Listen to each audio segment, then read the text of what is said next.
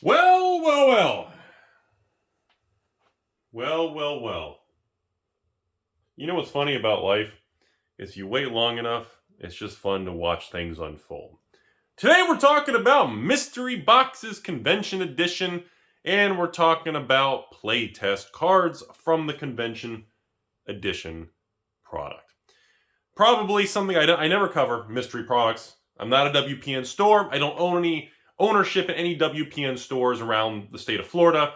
I don't have any say or connections with the WPN network, working with Wizards of the Coast directly, reporting tournament, or I guess when you're allowed to do that again, or whatever the world is. So I don't have any connections with that. But I can tell you, we continue to move forward with what I like to call the consumer confidence crisis, the lack of credibility of no fucks given towards Wizards of the Coast, towards the product, towards the stores. That nasty relationship between this continues to prevail. So here we are in 2021. News comes out that Wizards of the Coast is going to have mystery box, test print booster, whatever those test cards are. There's going to be a more supply, redistribution, or printed, or who knows what the details are going to be. And even when they tell you, who the hell knows if they're even telling the damn truth? You know, and point is, more of it's going to be coming to market and sent out to the 3,000 LGSs, which I think only maybe half are WPN, or I don't know. They're going to be sent across the country to all the WPN stores, and I'm sure your favorite local Amazon retailer in the basement next to the gas station bathroom. And guess what? On that news, mystery booster box convention editions were at $300 to $4,500 a box. The news comes out, the price of the $3,000 to $4,000 booster box, all of a sudden that only had 2 or 3 on eBay for the last month or two. Guess what? Or not month or two, the last probably 3 to 4 weeks. And all of a sudden, out of nowhere, all these boxes just start trickling to market in surprise, and the price drops from $3,000 to $4,000 all the way down to, I've seen about $8.99 to $9.99 a box, and just sitting on eBay's Buy It Now, trying to find a home. So, in conclusion, a percentage decline. You're talking between 60 to 75% decline, depending if you want to start at the 3,000 price point or the 4,000 price point, when the market was bought out. And of course, Wizards of the Coast, by the way, I don't know if anyone knows this. I think most of you do. I don't know. I should check the interwebs more often. If you weren't aware, if you worked at Wizards of the Coast, according to some employees who I've communicated with, they have a Wizards of the Coast kind of an employee company store you can buy from if you're an employee internally at the company. And they had Wizards of the Coast employees, they gave them the opportunity to buy mystery convention edition booster boxes direct from the internal Wizards company store. I think the price was like $300 to $500 a box range or something like that. And people started buying them. The employees bought all of the leftover surplus bunny ear special boxes for $300 to $500 range, I believe. I can't remember the number. Maybe it was $250 or $399. I can't remember the stupid number. This was months ago. This was got to be 6 months ago. So most of these boxes, most of the boxes that are going to show up on eBay, you're going to see are probably from the West Coast and are probably from Wizards of the Coast employees. Okay, and then when the market dried up and all this fairy dust fugazi stuff was going on and everybody was speculating, the box price, which was selling on average between $500 and $1,000 a box, went to the moon to $3,000 to $4,000 a box. Well, surprise news comes out, and of course Wizards' credibility continues to be dog shit. And all of a sudden, hey, guess what, everybody? It's not reserve list, because that's the devil and evil capitalism. So we're going to go ahead and either print, release, or we found a leftover pallet. It was left near the dumpster to the left of the Taco Bell drive-thru. We left it there. Our bad. We went and picked it up. We got more test print cards coming. So on the news, you had this huge market repricing, panic people trying to. I mean, I had a patron message. This poor patron literally bought like a case. I guess they're like little weird rectangle cases of 6. They're like stacked 2 high by 3. It's kind of a weird little case, I think.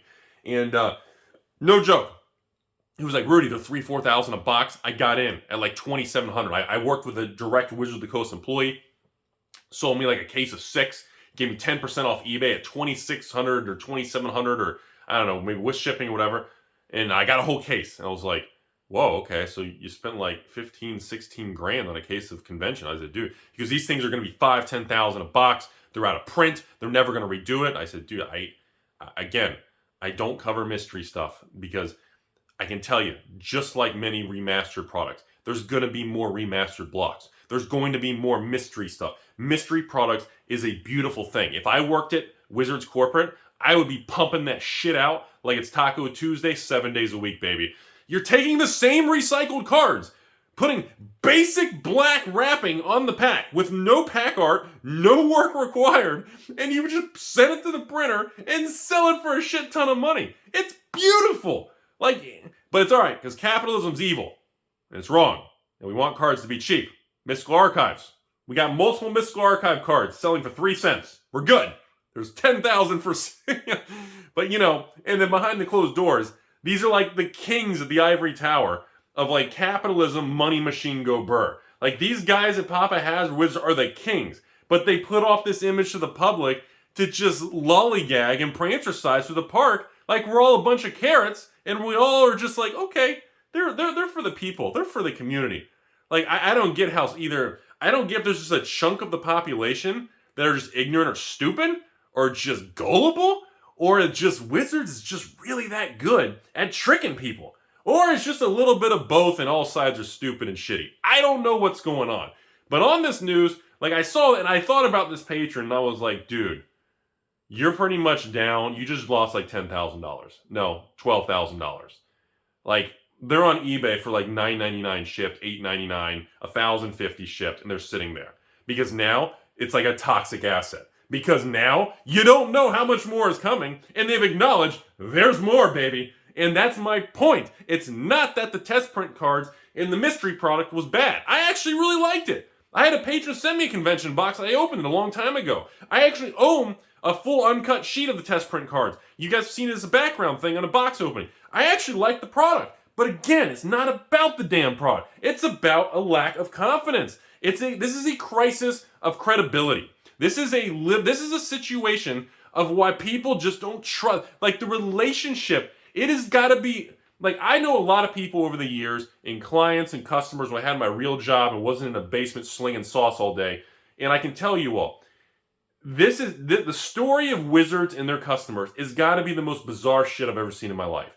I cannot really relate another industry that's this intertwined with this PR, yet disconnect, yet this rainbows and butterfly image. It's just the strangest shit I've ever seen. And there's so much money involved. But they can't talk about it! It's just, that's where we are, folks. That's where we are. Didn't really mean for this to turn to a rant video, but I'm just here to tell you, guess the fuck what? The boxes went from $4,000 to less than $1,000. People got clobbered speculating. And I know what you're thinking. Well, those evil speculators, investors, and 3% ladies, maybe they deserve to be screwed. No, that's not a giggity. And I know that's what some of you all are thinking. I know it's something. And maybe that's the case. That's the risk you take when you collect or invest or whatever it is you may be. But the point is, that's my that's exactly, I can just stand here and just be like, what the fuck did you think was going to happen? If it's not reserve list, it's fair game. That is why the reserve list is a critical backbone of the game. Do I believe the reserve list is really the greatest invention of all time? Not really. Do I understand why it exists? And do I understand why it's always going to exist? I do. Because Wizards knows they can make infinite amounts of money while not taking on the risk of even going down the path of reserve list. It's not needed. The corporate suits literally can sit across the table and say to you, okay, should we remove the reserve list and just reprint these and make millions? And then the Bob on the other side of the table says, well, Bob, thanks for asking. It's Sunday, me and Lumberg, I'm with his ex-wife, and I'm sitting here thinking, we don't need to mess with that. Because the money machine is an endlessly going burr, no matter what. We got secret layers piled up to the Eiffel Tower, and we've literally got the money machine that's just, we are dumping oil and lube all over it so that it never overheats. There's no reason for it. And you have to step back and look at it from that perspective. And as long as Wizards continues this path, which I don't think anything's ever going to change, the only thing that can even really get them to make a behavioral change is if there's a threat or a declining in actual raw data or revenue. And I don't see that happening. I don't care how powerful Pokemon gets, how powerful the up-and-coming Digimons and Flesh and Bloods and Metazoos and Dragon Ball Supers and the Final Fantasy TCG and the Force of Will come back. It doesn't matter. All these things can go to the moon. But unless Wizards sees raw money disappear, which they're not, because the average Timmy thinks Wizards is their best friend to hold hands and walk through the park. That's what the average person thinks. And why that is, how it got this way, I don't have a damn clue. But I am here to firmly tell you all, this is a textbook example of what happens when you engage or put a lot of money in a product that I warn about this mystery stuff in reprints and supplies. And there will be more. This isn't the end game here. This new injection of mystery packs or test print cards or however they're going to do it.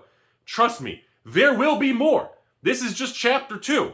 There will be Mystery Booster 2, or Return to Mystery Booster, or Return to Rudy's X, or Return. There's going to be something. It's not the end. If we can have Return to Ravnica, and there's going to be a 4th Ravnica, I guarantee you, before I retire from YouTube in a couple years, it's going to come back again. You see the point? That's what I'm getting at. If you really don't think there's going to be a Kamigawa remastered, if you don't think there's going to be some sort of Future Sight remastered, if you don't think there's going to be some sort of Return to Dark Steel on the 5th Dawn's night of some sort of Planar Chaos's, Saturday birthday, it's going to happen. Because they've realized the directions they can spiderweb out and make endless revenue is almost infinite. And that is why, again, the reserve list isn't fucking going anywhere. I don't know why after almost 30 years, these new people come to the game and they still get wound up with their little pitchforks. And you know what I have to say? Bless their heart. At least it gives them something to fight for. When over here, these powerful billion-dollar people realize, holy shit, we got so many things to make endless money, they do what I do. They go for the money and opportunity with the least amount of risk. That's the difference between a Timmy and a powerful corporation. They know the reserve list is worth billions.